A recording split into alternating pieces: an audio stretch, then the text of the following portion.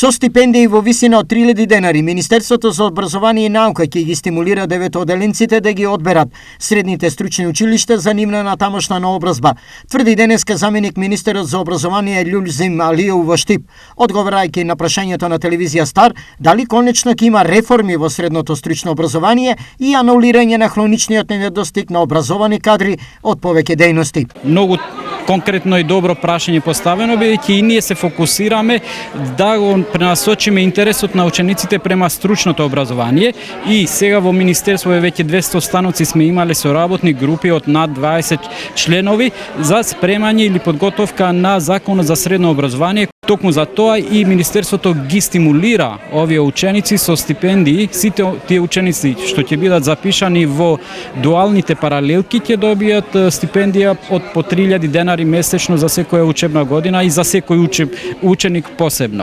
Решавањето на хроничниот недостиг на ученици Монго решава со толеранција во формирањето на паралелките и поддадениот законски минимум. Во стручните паралелки, тоест и во дуалните паралелки, Министерството дозволува да функционира паралелка или да се отвори паралелка и со помал број на ученици. Иако според законот е од 20 до 34.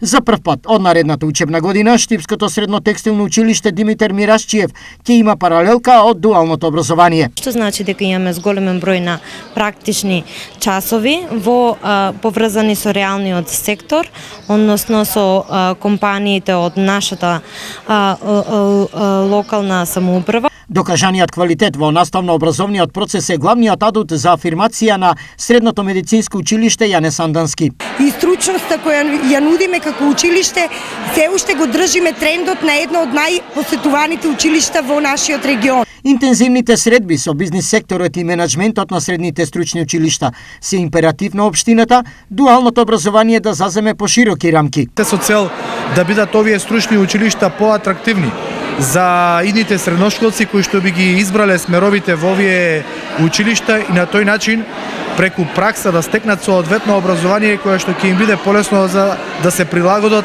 на пазарот на труд. Учи паметно, работи стручно е девизата на кампањата за поголема афирмација на овие среднообразовни институции од страна на ресорното министерство. Досегашното двегодишно искуство покажува позитивен тренд.